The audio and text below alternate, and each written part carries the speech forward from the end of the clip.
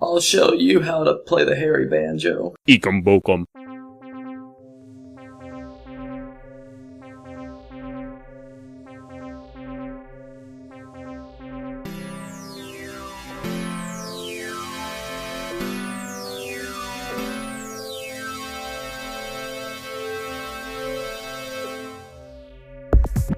This is Ixion, and you're listening to the MagCast. September 30th, 2012.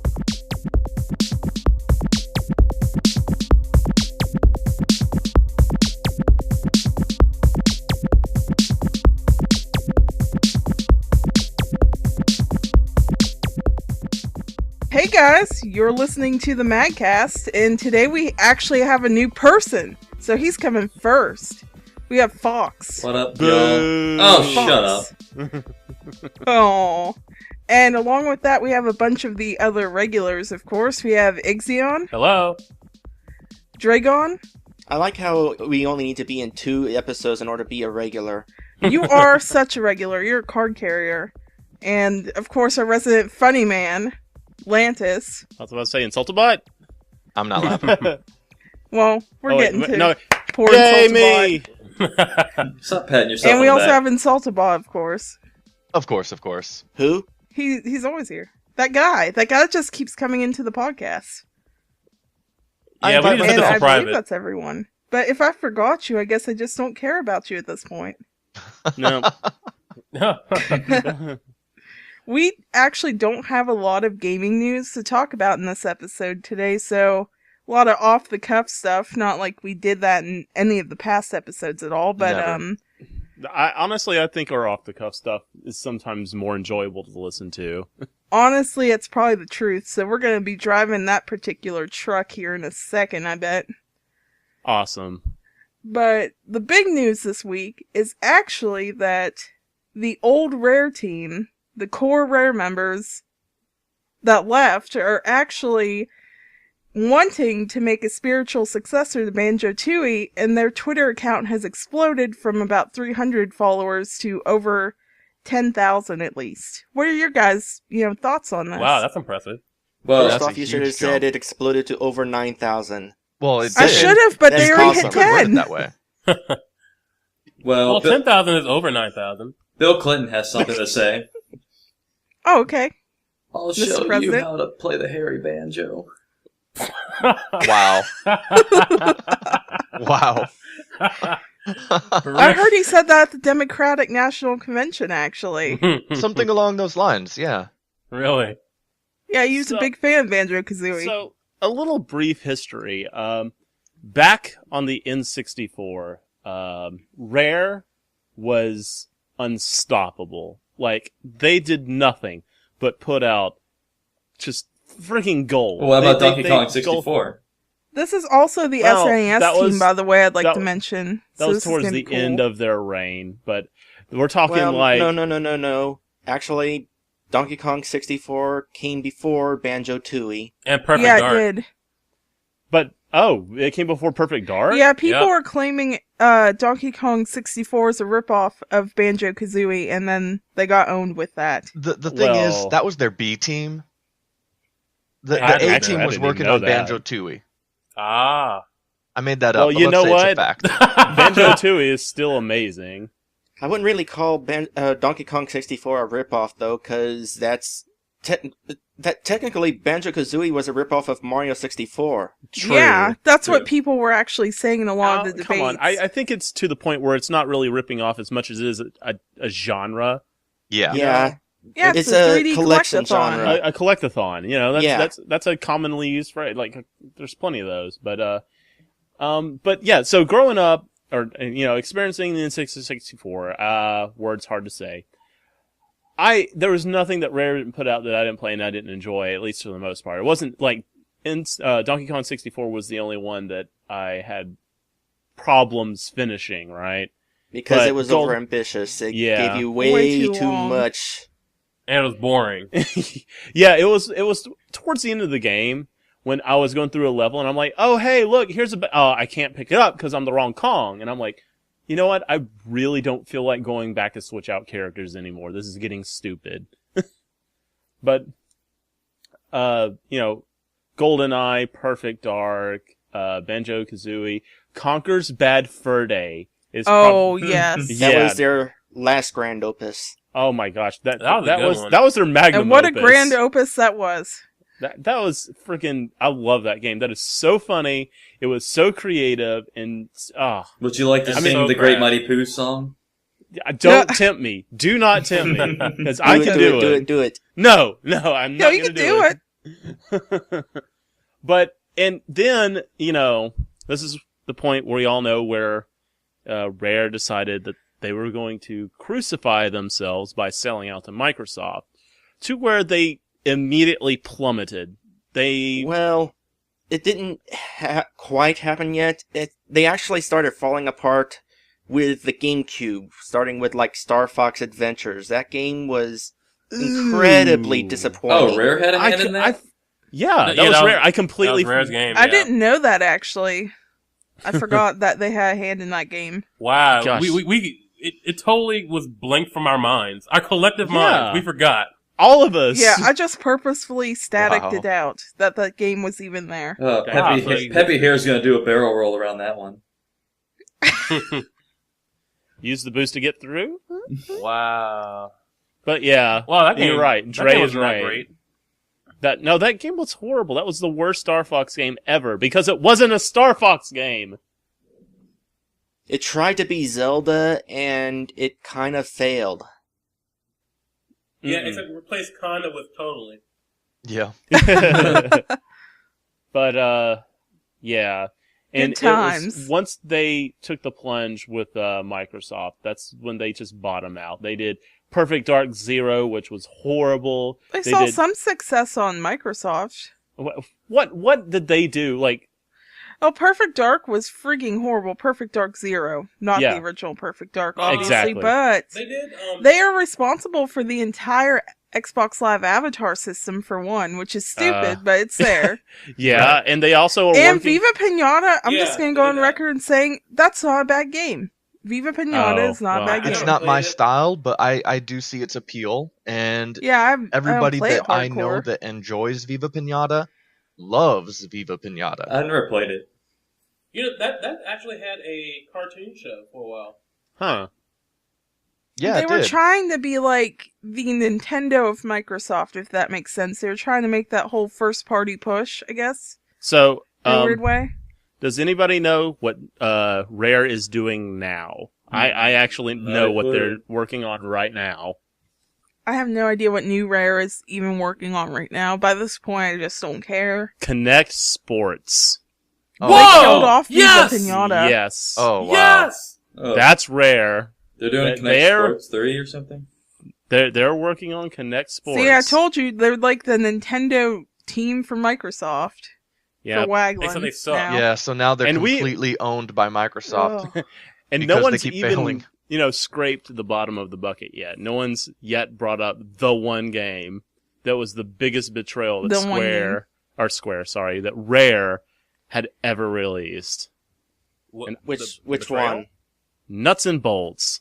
Oh, Oh, right. Why? The car racing simulator. I never Why? heard about it. Like that's the bottom of the bucket. I would rather play Connect Sports before I'd ever touch Nuts and Bolts. I remember everybody being so excited for that game when they first heard it being announced. Like, finally.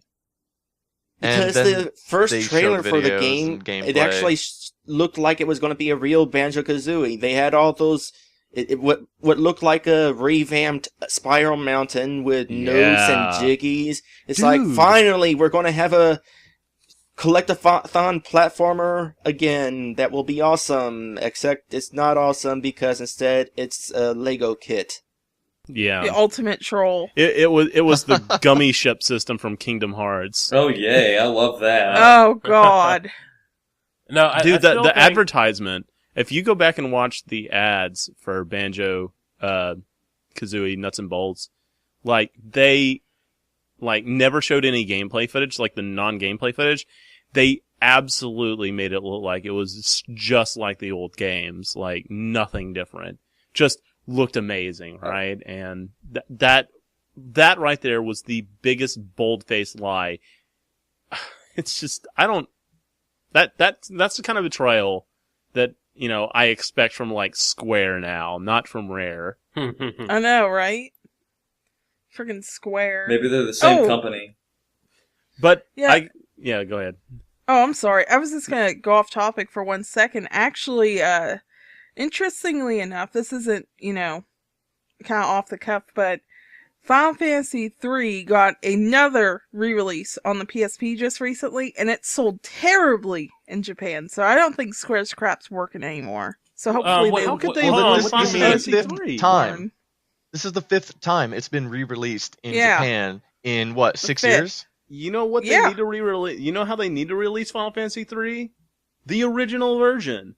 They need to release that here. I think the actual PSP version that legitimate just came original out was the version. DS version, and since it failed, Yeah. there's no chance of it coming here. And since I Well- don't want to play it on DS, I was actually looking forward to playing it on the PSP, mostly because here in America we've only gotten the one remake. Well, or the thing re-release? is, the DS version, which is by far really good, I really like that version.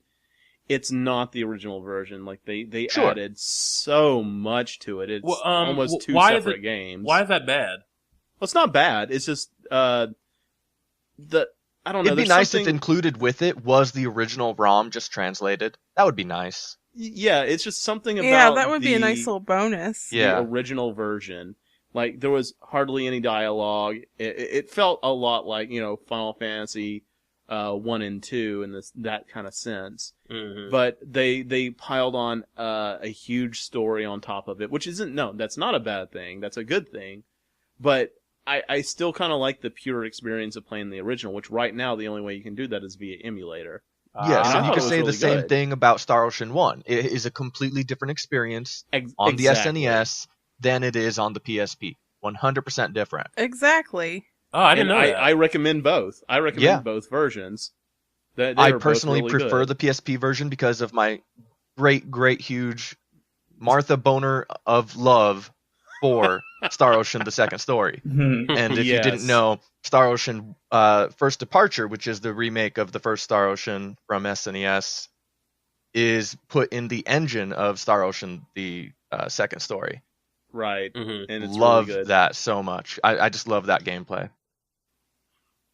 And by the way, just in case anybody who has grown up with knowing of the Star Ocean series, the reason it's entitled that because in the original SNES version, when you open start a new game or just sit at the menu long enough, there's actually a voiced dialogue at the beginning that some say that that open space is like a star of ocean of stars, or whatever. I can't remember exactly how it was said because I haven't played that A game in beautiful frickin' forever. metaphor. Yeah. It is. I was like, oh, I get it now. Although I But yeah, didn't you need to have be told why that was called that. Well, I it's just I makes never sense. thought about it. Uh-huh. I get I've you. never asked why Valkyrie Profile is called Valkyrie Profile. What are they profiling? The Valkyries. The Valkyrie, duh. Francis Well, I York mean, Morgan makes yeah. an appearance. Yeah. But going back to the whole old Rare thing, they're freed up now, and their dudes have said, yeah, we're never going back to Microsoft. Look what happened Well, hold on, to wait the person a that minute. accepted it, though. Did you say that they're free? What? You said they're free from Microsoft? Like Rare is? Not We're Rare, talk- not the we're- company. No, Oh, old We're Rare. talking about the OG team. Okay, Yeah, okay. OG. The people that Sorry. Bring it back started to the Rare, old not the school. people that are now in Rare. Well, They excuse could me, work princess. with the other remnants of Rare Retro, and they could all get in on a new Donkey Kong game. That would Oh, man. maybe be awesome. My Oh, quick man. question is, have they actually created a company, or is it just right now a loose ideas going back and forth between old friends and old colleagues? I think it's very loose right now, but I would not be surprised if you see a Kickstarter eventually for this group. Yes, I I think would they're building absolutely up. see that as a possibility. The Twitter was from Mingy Jongo, right? Yes, Who Mingy is Jongo. that? That's just the Twitter account, right? Yeah, Is that's that their Twitter like, account. Is that like maybe the name of the company, or like what it may be the company that formed together, or is that just Like a maybe random it's a name? spoiler hint, an Easter egg. Maybe. I don't know if Microsoft's going to let them have it. I don't know. I would have made it something That like would be Ikum interesting Bokum. to see go down Yeah. legally. But Yeah. oh, dude, I can. That would be really awesome to see the OG team put together again. To come Yeah. back and make something like like they did in the heyday of their time. Seriously, and Right like now, the David talk Wass is on their bros with Twitter- Ray Kirkhope. Is that they want to make another game in the vein of Banjo-Kazooie. That's Yeah, literally what their Twitter description says. Let's Yeah. make the spiritual successor to Banjo-Kazooie.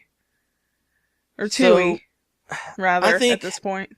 I think before we go too far, it should be explained what Banjo-Kazooie is all about and all that other stuff. So let's go back way back to 1996, Super Mario 64 release, and in that game it was not a bad Mario game. It's very outdated at this point, especially if you play the DS Yeah. version. You hold your But tongue. basically, I agree.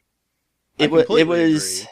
the start of the collectathon genre, where you would go into these levels and your main goal would be to collect the stars in the level. There's like 6 stars in each level of the game, and every time you collect a star, you get kicked out and you have to start the level again to find a different star. And then Banjo-Kazooie came around, and it improved on Super Mario 64 in every way. Yep. The levels were a lot more interesting, the characters were more interesting. Mm-hmm. Mario, had no personality aside from he had a Right. voice now. But Charles Martinet. most importantly, my favorite thing about Banjo-Kazooie was after you collect that game's version of the stars, in this case they're Jiggies, after you collect the Jiggies, the game does not kick you out of the level. You get to just keep on going and look for more Jiggies.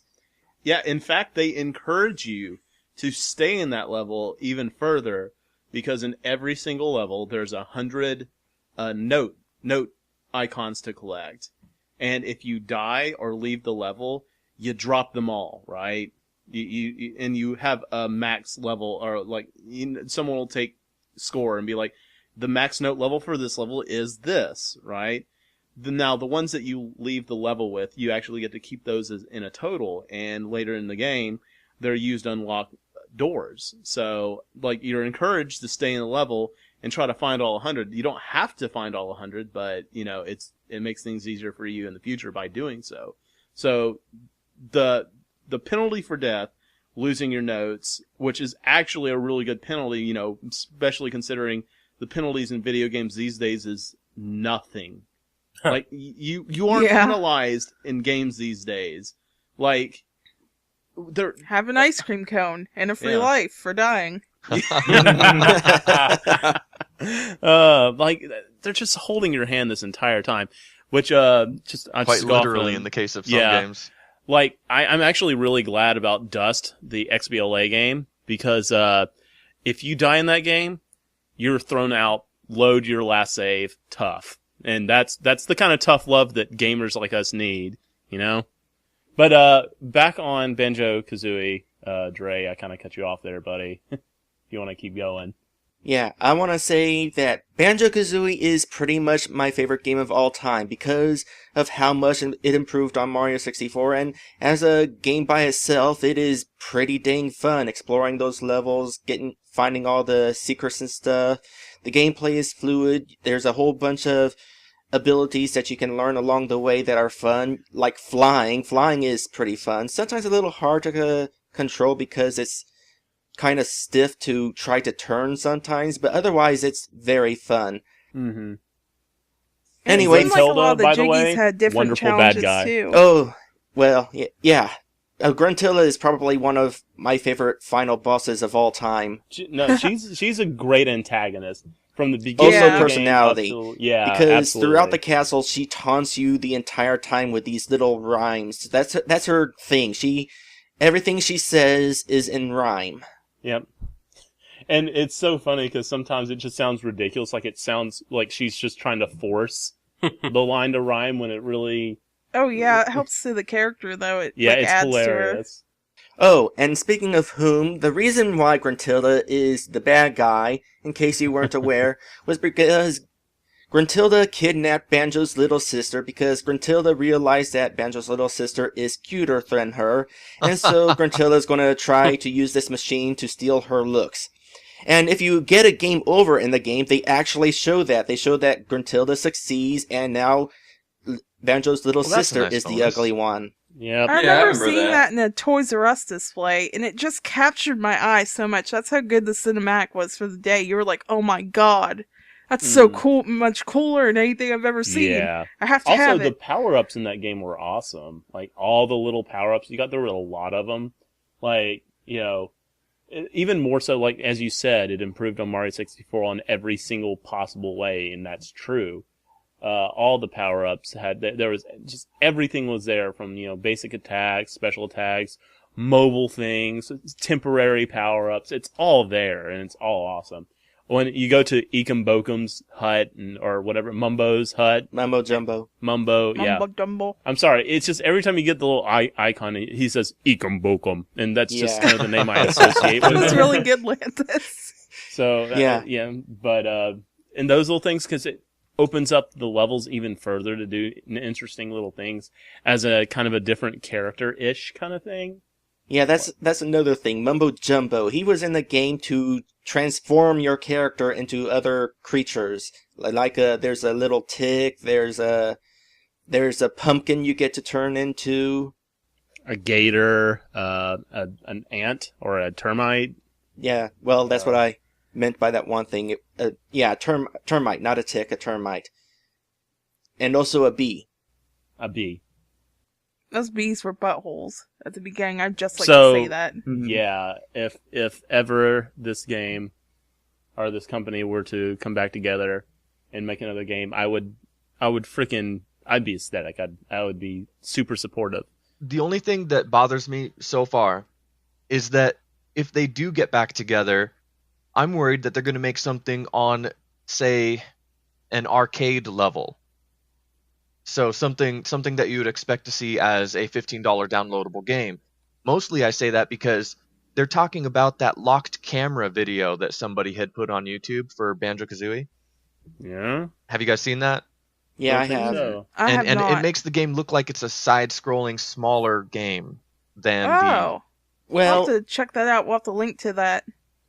if it winds up being a smaller game, I won't mind because this is a little group that is just starting to get together. Right, They don't I have the agree with funding to Dre. create anything big, so something small would be okay as long as they still did a good job at it.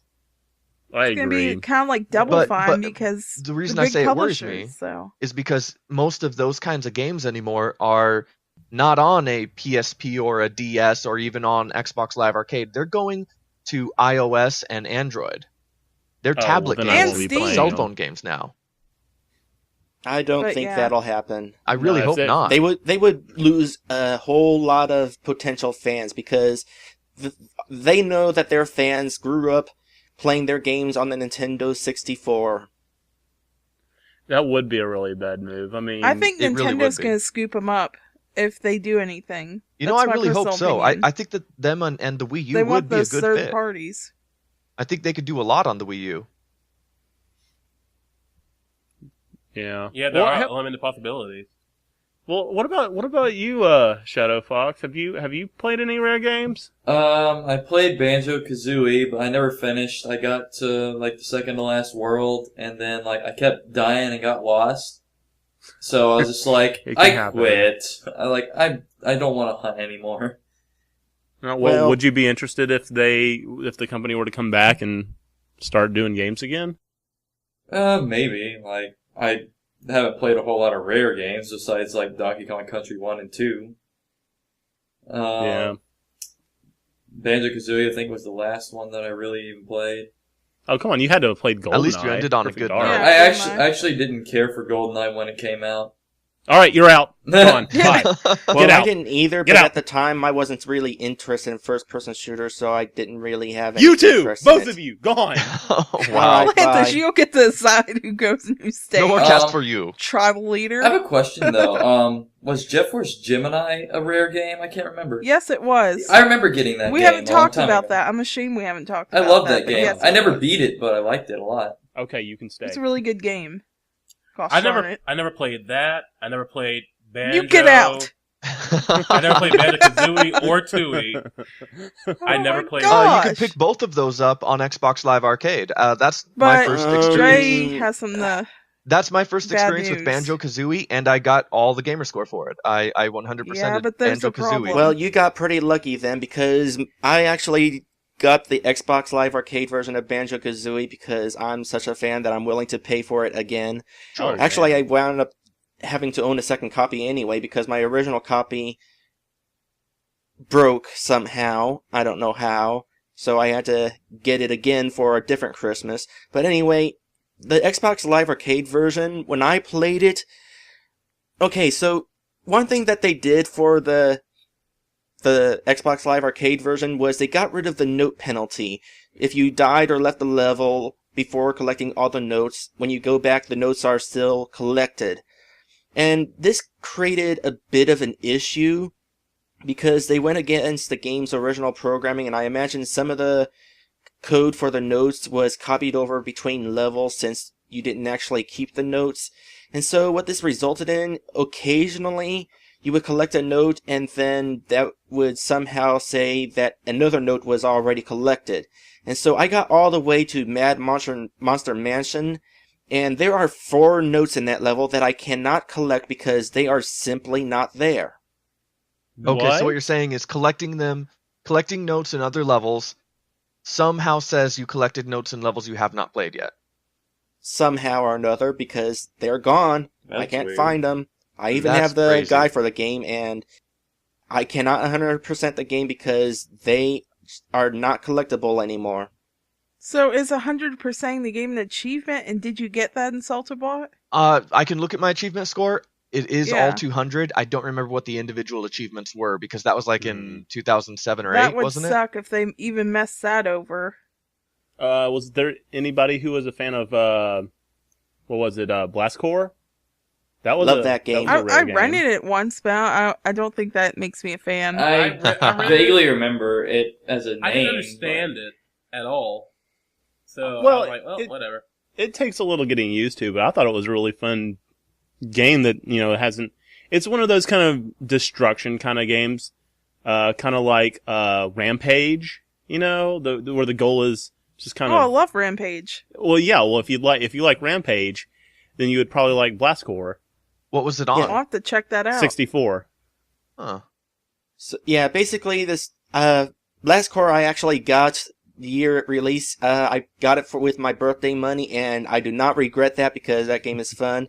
Basically, is. the story goes that there's this missile carrier that sprung a leak and is now on autopilot to the destination site. And by to the destination site, I mean it's going on a world tour for some strange reason. Yeah.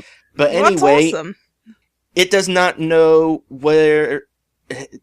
to drive around buildings, and so it's your job as Blastcore to take this huge variety of vehicles at your disposal and just knock all the buildings down. Yep. And it's This fun. is It's my just kind of game. Why mindless. haven't I played It's this just more? mindless destruction. And Killer Instinct. That was rare. Yeah. I never I played it. completely forgot they had anything to do with that. That was entirely them. Wow. That was a fighting game, right? Yeah, heck yeah, it is. It's a Yeah, good one. I was never into fighting games, so Ultra! Okay, I was not into fighting games except for Street Fighter 2, and I don't remember which version because there were 10 of them. And also, I have Killer Instinct. Those 2 games were the only fighters I was actually into. And I loved me some Killer Instinct. Yeah, I'm really into the fighting genre. I'm not really good at it, but I still get into it. I really like games that have a combo system because it feels really rewarding when you got a combo that you've been working on. You finally get it all to come together and work. It's just something about that's really gratifying. Right. So, and I guess that's why I keep coming back to it. But to answer her earlier question, there is an achievement for collecting all 900 notes, and that was the final achievement that I unlocked. Right. And I'm sure I was only able to get that achievement because of being able to keep the notes that I unlocked.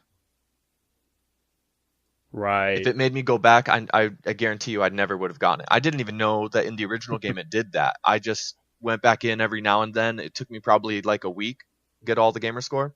Yeah. And just every now and then I'd go back in and look around a level and be like, oh, there's the last one I missed. Did anybody like Diddy Kong Racing? Yeah, I beat the game once too. Oh, man. Dude, that game is hard. That was something I rented over and over until finally my grandmother bought it. And when I say she bought it for herself. If we wanted to play it, we had to go to her house and play on her 64. Which wasn't a big deal because, my grandma was one of those cool grandmas that played games all the time. She was all about Sonic. She was all about Tetris. She told me she beat Tetris. I didn't believe her. So she got to the final level of Tetris. I was in 7th grade. She got to the final level of Tetris, paused, drove a half hour to my school, picked me out of school, said there was a family emergency, drove me home a half hour, hit unpause, the final piece dropped, told ya. Your grandma is awesome. Wow. Oh, God. I'm a fan. I want to Yeah. trade grandmothers. Yeah. Oh, gosh. It was something, I tell you. But so I rented Diddy Kong Racing several times, and sometimes I would bring it over to Grandma's house to play with all my cousins because I don't have 4 brothers. I'm gonna throw this out here.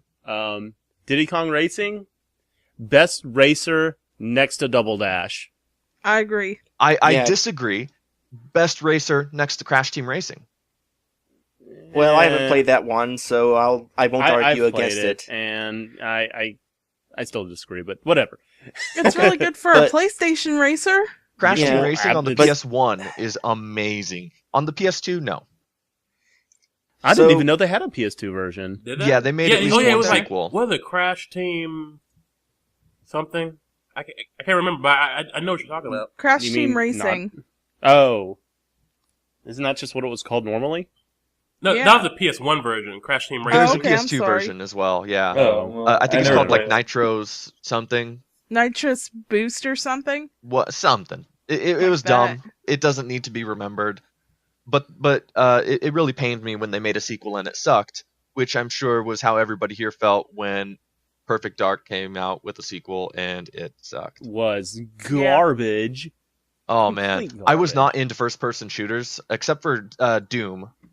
I wasn't into modern first-person shooters back then until Right. Perfect Dark Zero. Huh. That game made me go back and play GoldenEye. It made me give GoldenEye the chance it deserved. So Sorry, you going to say something? no, go ahead. You're good. Well, I was just going to say, one thing that made most of the Rare games so good was the music they had in them.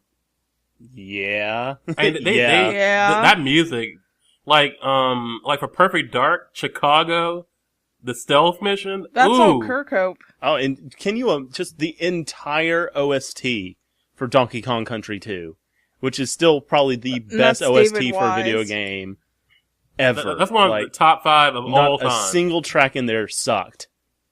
Yeah, it's sort of like Super Metroid in that regard. Because that soundtrack, boy. Yeah. Metroid had music. It had Yes. atmosphere. It was all environmental. Yeah. It was like situational. Yeah, And it it was was like Secret great. of Evermore. It was awesome. Yeah. It made me feel like I was playing a sci-fi movie. I loved it. Love it. I made You it. need It that made you ambient feel noise. like you were actually like Alone. alone in Yeah. this forsaken planet. It, Well, you know what had great music and great story and cinematics? Metroid Other M. Beyond Good and Evil. No, Metroid Other M. No. Oh, you troll. Other M, Such really? advances in storytelling. Really? Ooh, I'm that's looking a forward tough to one. the Metroid on Nintendo Land more than I would ever look forward to Other M. Oh gosh, Other M. That could be an entire episode in and of itself. Yeah. Absolutely. Yeah. I think we need to gather all the things we've said that could be entire episodes and actually use them. We Yeah, will one day. Yeah. Someone's going to go through all these and We'll- just we'll do- start we'll do, listing those. entire episode week, one week. And, Yeah. hey, I like It'll that. be the Shark Week of MagCast. When there's like a, oh yeah, Yeah. we need to do our Shark Week. We call it the Mag Week. I don't know. Something. But going back. Oh, by the way, everybody should play Beyond Good and Evil. I know half of you in here haven't, and that depresses me. But anyway, going back to the potential OG reassembly of the Rare team. What do you think? What platform do you think they would be like? Would they go back to Nintendo, or would they just Nintendo. spread over all the consoles, or what?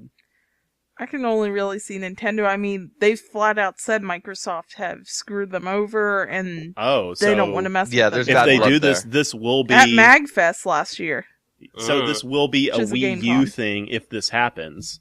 Very likely. Or 3DS. Huh. That's entirely. That's a shame really interesting. Banjo-Kazooie will never be on the 3DS. Well, Banjo-Kazooie was go. on the Game Boy Advance. That's true enough. It I would have was? loved to have it on my 3DS, though. Huh.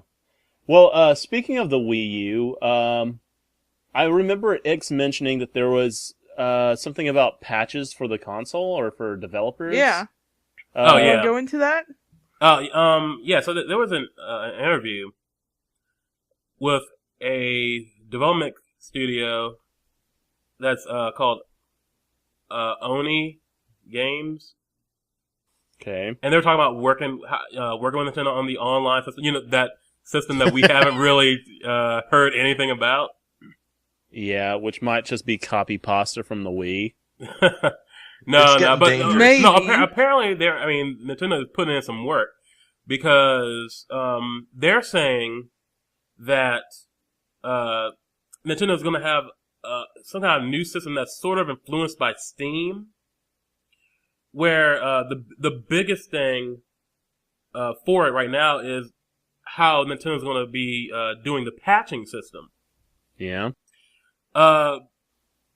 Basically, you know how Microsoft has a whole Q&A process, and they have to put all this stuff out, and they And have the to wait for the developers have patch to to get dish out. out. They And have, the developers have to dish out between $10,000 and $40,000 For a to patch. Microsoft for every single update. Yeah, now, What? yeah, That's they why do. that's why indie games like Fez have not gotten updates and are still semi-broken. Mm-hmm. But what Nintendo's going to do is something completely different. Well, and of course, it's different from Microsoft. They're going to let the developers do Q&A themselves. Wow. Then they're going to, so the developer will give it to them. I don't know if there's going to be a fee involved, but it's not going to be anywhere near as much as what Microsoft is charging, if they do. And they could put up an update maybe within a week. Now you see That's that what right I'm talking there. Okay. about. That's So we get a fantastic. game, and it's totally glitching out on me. And it turns out that it happens to like 10% of the people. They missed it. Final game came out. You're saying that from the time they hear all the complaints, that within a week, if they work fast, it could be fixed. It could be. Nice. See, would now be that is a new Nintendo change. taking a step in the right direction. Yeah. Something they Right. haven't done in a long time. Yeah. Now, Yeah. I only said You know how that- long I mean, it takes for Bethesda to fix their games on Microsoft platforms? Like a month. Forever. Oh, sorry. Let's sound like a chain smoker. Like a month. At least. If that. That's that- after making the fix. That's after they're like, okay, we did it. A month later, oh, here it is. Yeah, and that's the thing because Microsoft has the whole Q&A process. When you're patching your game, you have to pay the QAers to do it for you.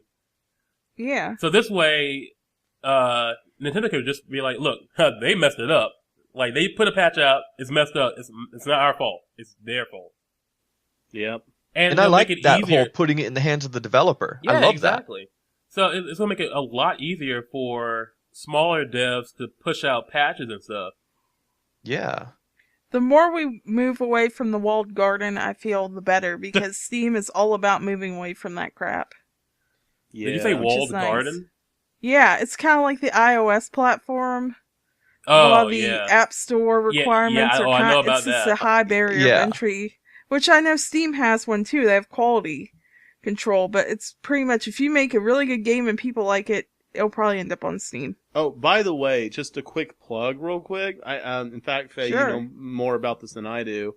seeing as we're a community built around RPG Maker, I think it's worth noting at this point that somebody developed a game on RPG Maker and managed to get it on Steam. And it was That on is RPG Maker XP. Yeah, is and it is a amazing. great game.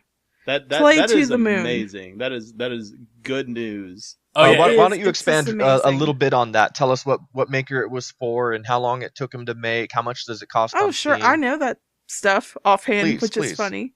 It's a cool dude named Khan, I believe. He has Uh-oh. Freebird Games, and he wanted to make this game that was story-based, but to not look at it as like a game or a story or a movie, just experience it. And so To the Moon happened, and that's how that came into development. And then I think it took 2 years to develop, 2 or 3 years. And it was made in RPG Maker XP, so of course the scripts are pretty lenient in it. You have to do more work to get them to work. But since he wasn't doing a lot of combat stuff anyways, I think that made perfect sense to put it on XP. I don't know what the next game will be made in, but the music alone is worth the money. Oh yeah, my girl Laura Shigihara is on that. Yes, Yep. Laura Shigihara. She is the lady that did all the music for Plants vs. Zombies. I mean, I don't want to spoil anything for anybody, because the story is the biggest part, obviously. But that game is going to make you cry. It's going to make you think. You're going to have an existential life crisis after that. And then Wow. you're like, thank you for mentally exhausting me. May I have another? It's like That is really, really cool. I've heard really a lot good of RPG good buzz Maker about that gamage. game, and what you're saying now is selling me on it more than anything I've read. yeah, you just have to play it. And I got the bundle on Steam. It was $10 with the entire soundtrack and the game. And there's a Ooh. sequel coming too. Wow. So How that's how awesome. can you say no to that?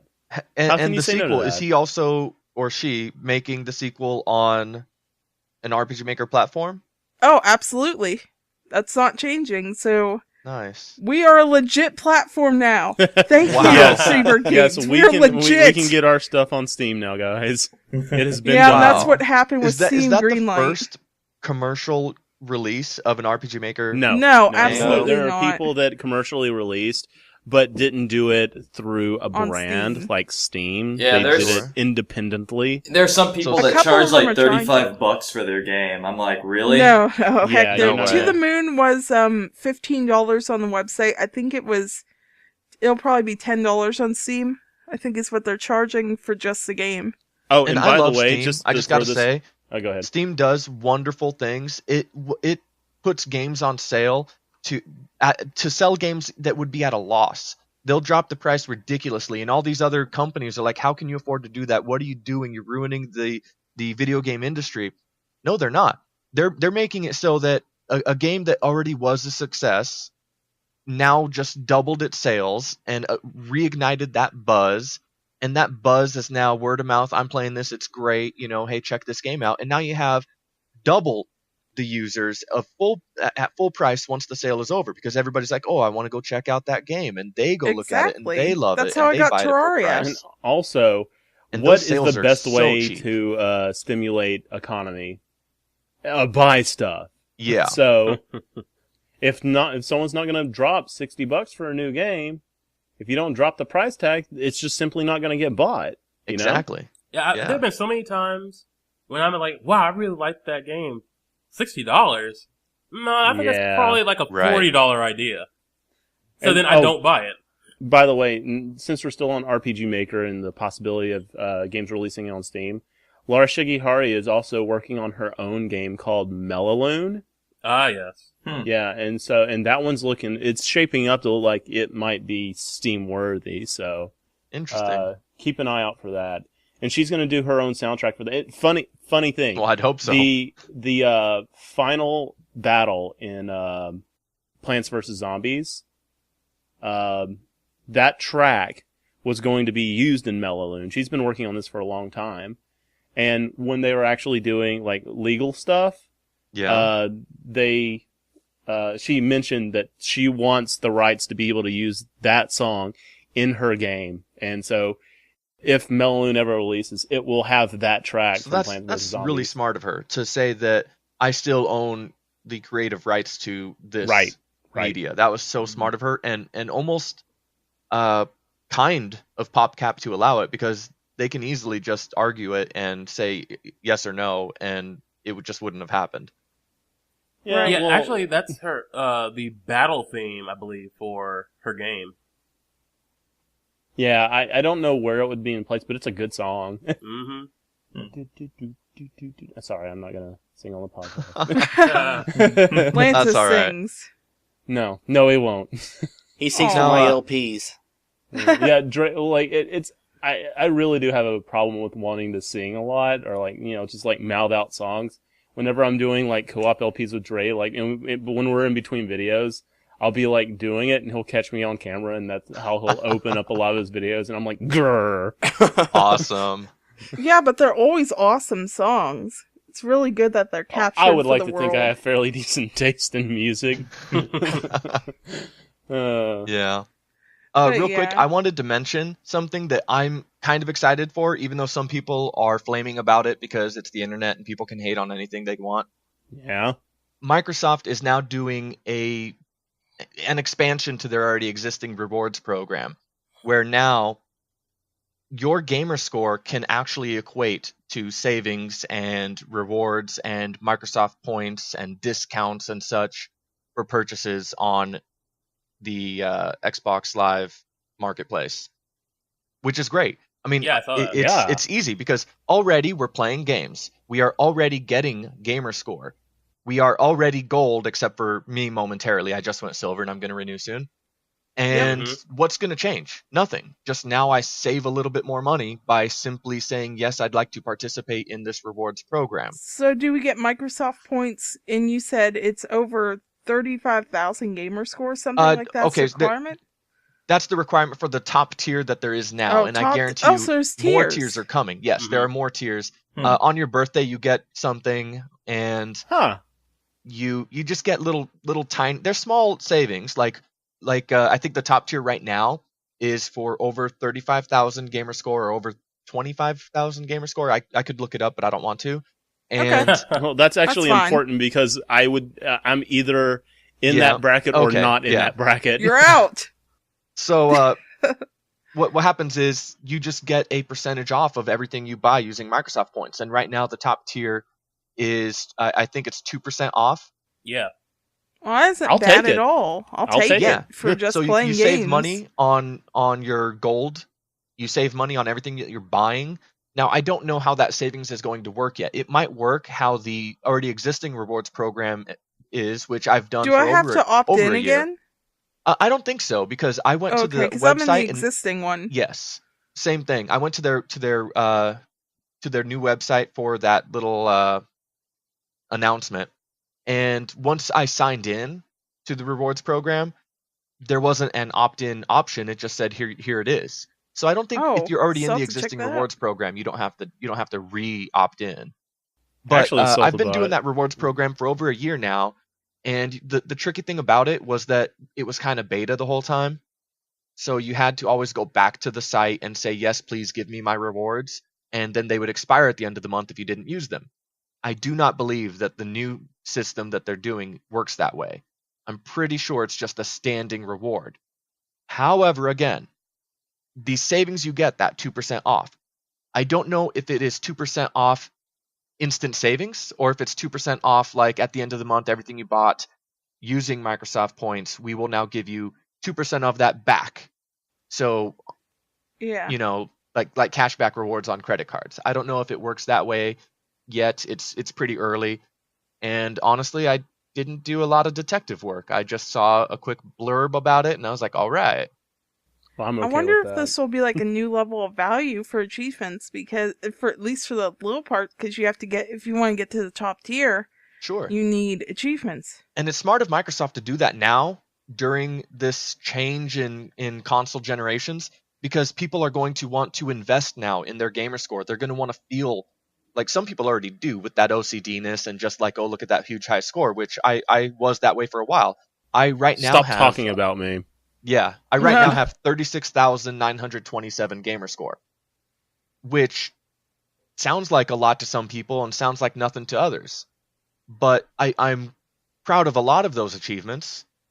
And I do feel a little invested in it. And if there's a game coming out that is single player, identical on or PS3, I'm sorry, and Xbox, I'm gonna get it on Xbox just to raise that gamer score rather than my Exactly. trophy That's what score. me and my girlfriend were saying about that. That's why our PS3 gets like almost Yes. no play because we're invested in that gamer score thing. And that's a super smart move It's for ingenious. Microsoft right now, because now the next console's going to roll out, and what are you going to do? Do you want to keep that gamer score and keep it going higher in the new console, or do you want to switch platforms? Oh, you know So what? That the reminds early me. adopters are going to keep that in mind. They're not going to want to lose this now 10 years. Well, gamer score was newer, but 10 years of Xbox Live achievements or experiences. Yeah, but There's just investment levels there that you can't ignore. yeah, exactly. Nintendo is also doing something like that for the Wii U Deluxe package. If you buy that, the Black Wii, then I think in the Nintendo shop you get, I want to say, you get 10% off. Yes, Your purchase. and it sounds like that is actually the same thing as the PlayStation Plus membership. It sounds like they're trying to mimic that a bit. And I think you'll be able to upgrade to it regardless if you buy the black console or not. Oh, I hope so, because I could only get the white one pre-ordered. So And now you can't even pre-order anything unless you go to like Toys R Us and pre-order 2 games with it in a big-ass bundle. Oh, Walmart was doing that too. I don't know if they're out yet. Yeah. So they're sold And out don't of the white forget, ones don't now forget, too? Sam's Club and Costco. Yeah. You can walk in day one. There's usually not a line there. You could walk in day one, say, hey, I want it. A lot of times the people in electronics haven't even put up the displays, and people aren't buying it because they don't know it's there. Oh, Kmart's like that too. That's how I got my 3DS initially. Nice. That's smart. Hmm. So, Yeah, that's an idea. I've I'm got- gonna have to go there. I've got a question now. I think the only two people in here that have invested gamer scores right now are me and Insultobot. So from the perspective of people in this podcast who don't really care much one way or another about their I gamer care score, a lot. does that does that change that opinion? No, not really. Not really. If they would make it to where your gamer score could go towards you buying stuff in the like in the Xbox Live Marketplace, I would be more than willing to like get achievement points and stuff, because then I'd be like, hey, I could buy myself a game with a X amount of gamer score points, rather than I have to use my own money to keep throwing at it. It's like, hey, I'm actually achieving something to be able to buy. That's an other interesting things. point. And I could see a way to do that, and that is your gamer score has 2 values. 1, just a number that keeps rising and rising, and 2, a second number, identical, that you can actually spend. And I would say the best way to do it is let you spend up to 10% of your gamer score on anything you want to buy. And once you spend your gamer score, that little bit that you spent is gone forever. And you raise your gamer score, and now you can spend another 10%. Because you got to keep in mind that some people would want to play games just for gamer score, and it's impossible to make a profitable system there if you can equate directly gamer score to Microsoft points. I don't know. Yeah. I think the implemented system now is pretty much the same thing. It's just a percentage off of anything you buy. Yeah, but not if But you anything- might it's buy 2%, anyways. if it's 2%, it's kind of negligible like if you don't buy enough. Well, But right on now, the plus side, for people like Lantis and I that already meet the requirement for the highest tier, there's still lower tiers, guys. The highest tier, we already meet that requirement by default. It makes We're not me want to changing get our my habits. gamer score up.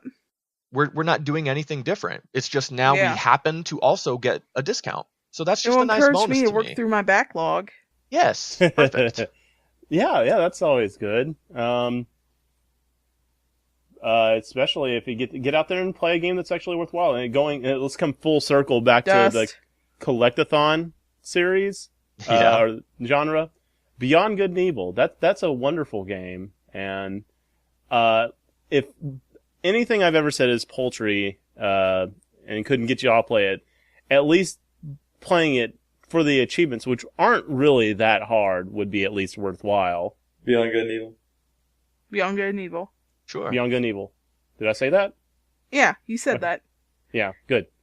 That's think, an amazing game, and it's also in the same vein as the collectathon. It's Is a great instead game. of stars or jiggies or money, which is what Conquer collects. It's pearls. So it's just And before we wrap up, I would like to say Lantis implied but did not directly say that game is available on Xbox Live Arcade, and I also recommend it. I personally haven't purchased it yet because of my backlog, and I'm trying to work on that. But it is in my queue, and it's in my top 10 queue of games to purchase once my backlog is whittled a little. Originally when the game came out, $60, every bit worth every cent. You can get it now $12 or $15. Yeah. Yep. Well worth it. You can get it on the Check cheap. it out. And this version is like formatted for widescreen, has high definition textures and achievements Wonderful. and leaderboards and all that. Actually, what's really interesting, if I can take a few minutes out of the podcast to mention this, in that game, the PC version and the PS2 version originally had every one of your game saves had like a 42-digit code that went along with it, right? And it was randomly generated every new game you made. So you have the same one every game. You would take that code, go online, right, to Ubisoft's website for Beyond Good and Evil. You would put in your code, and they would actually kind of do this like kind of thing where you're pretending to be an agent in the game, and you're trying to hack into the servers of the bad guys from the game, and you play this little mini game, right? Wow. And if you beat the game on the website, they give you a 4-digit code that you can take back to your game that unlocks a special chest. Nice. And I like that. That Yeah. reminds me of Oracle of Ages and Oracle of Seasons back and forth. Yeah, but the thing is, those servers went down years ago. For Yeah. Beyond Good and Evil on Xbox Live, they brought it back. So you can do it again. That's awesome. And That was really actually, good of it's them. absolutely necessary. That's actually required to do to get all the achievements, because one of the achievements is collect all the M discs in the game, and one of the M discs is in that chest. So you actually have to do that. And I thought that was like really kind of AR kind of stuff. I Very thought that nice. was really cool. Very I hope nice. the servers stay up forever. No, I don't think they're gonna. I can go check them right now. I'm sure they're up still. Oh, yeah, of course. I'm sure they are too. But yeah, because that game's still played currently. I mean, if Yeah. that service wasn't there, the achievement wouldn't be obtainable, and people would riot online. Oh, internet. Right. Riot. Anyways, guys, I think this is a pretty good place to wrap it up. Except not quite. Yeah. Wow. I never got a chance to say how much I like Diddy Kong Racing. Oh. Oh. Oh, I'm sorry. You should have Oh, cut you've in. been holding on to that Well, one. I'm not good at cutting in. That's why. That's Well, why go I ahead. don't normally Bonus chat. please. level it. So Diddy Kong Racing, I have a bit of a love-hate relationship with that game. It's an awesome game. It's like a collectathon plus a kart racer. It's like they took what they did with Mario Kart. Actually, it's kind of similar to Banjo-Kazooie versus Super Mario 64. They took like Mario Kart and then added onto it, where instead of just racing, you're also going on this adventure trying to collect all the balloons to defeat the bad guy, because there's a bad guy in this kart racer, and there's multiple bosses. Yep, and you have to fight them multiple times. Yeah, well, the game's is flawed.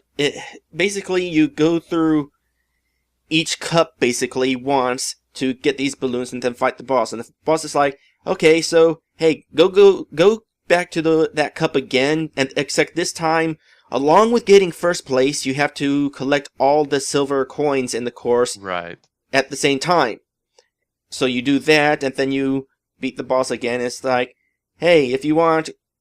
Well, actually, it's not really if you want. It's like, hey, by the way, you also have to win this time, this Grand Prix thing in order to beat the game totally. And so you go through those courses again. So it's kind of redundant. One interesting thing is it has unlockable characters, and they're kind of interesting to unlock. And then if you beat the game, you unlock Adventure 2 and go through Yeah. the game all over again Wow. with all that. Yeah. Crash Team Racing does a lot of the stuff you're saying, except for so much repetitiveness. And I gotta wonder now, what came first, Crash Team Racing or Diddy Kong Racing? It's also worth noting in Diddy Kong Racing that both Conker and Banjo appeared in that game before their respective games came out. Yeah, I know. Especially Conker. Yeah, Yeah. yeah, they made Conker out to be the sweet little squirrel. No. Yeah. Wasn't there a No. game? Wasn't there a game before, like a Conquer game before Conquer's Bad Fur On the Day? Game Boy Color. Yeah. Oh, yeah. And that was before he got his darkness. Yeah, which is awesome. Anyone One- else have a final thought at all? Or One thing that really Miss? bothers me more than anything else about Diddy Kong Racing is when you beat the game, guess what it tells you? To be continued. It never happened. Oh no. Wow. That's something I We'll forgot. never know. Well, not unless the freaking Rare team comes back together. They could freaking True. continue it. They could do just like Xenogears was.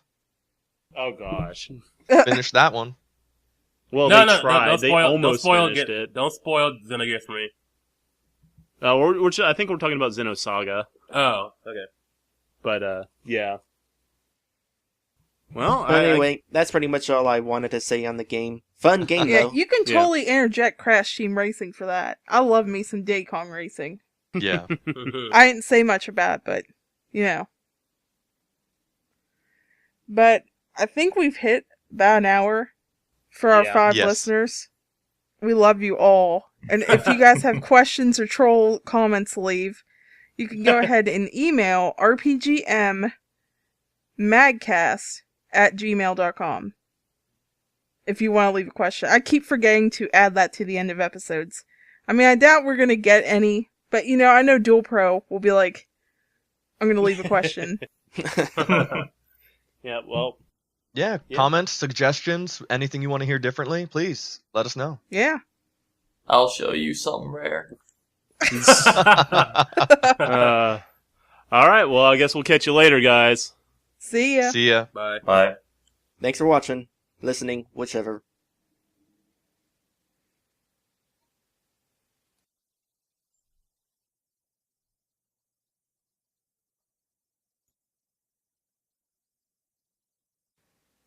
Mumbo jumbo.